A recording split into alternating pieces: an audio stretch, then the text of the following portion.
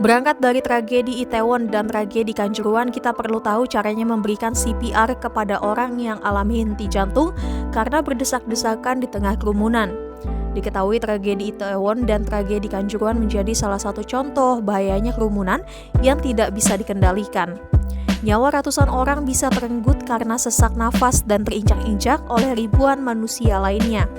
Hal ini tentu saja membuat tenaga kesehatan yang jumlahnya minim kesulitan untuk membantu korban yang tidak sadarkan diri karena pingsan. Maka untuk membantu korban atau sebelum bantuan para medis tiba, kamu perlu tahu bagaimana cara memberikan pertolongan pertama kepada korban yang jatuh pingsan karena alami henti jantung akibat suatu hal. Kamu bisa memberikan bantuan dengan cara CPR atau resusitasi jantung paru.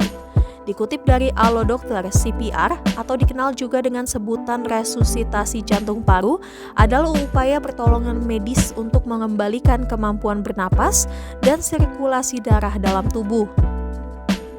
Terhentinya aliran darah atau pernapasan bisa memicu kerusakan otak yang dapat mengakibatkan seseorang meninggal dalam hitungan 8-10 menit saja.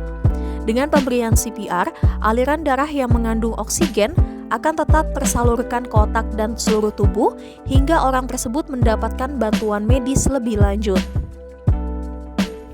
Sebelum memberikan CPR, ada beberapa hal yang harus Anda perhatikan. Di antaranya, periksa keamanan lokasi sekitar, pastikan lokasi dan lingkungan di sekitar orang yang tidak sadarkan diri tersebut aman.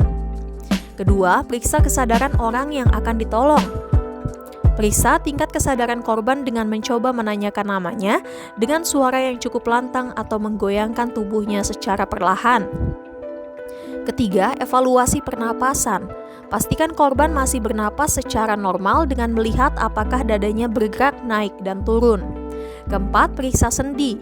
Pastikan jantung korban tetap berdetak dengan memeriksa denyut nadi di pergelangan tangannya atau memeriksa denyut nadi di bagian sisi lehernya. Kelima, panggil bantuan medis. Jika orang yang hendak ditolong tidak menunjukkan respon atau tidak sadarkan diri, segera hubungi tenaga medis atau rumah sakit terdekat dan lakukan CPR hingga bantuan datang.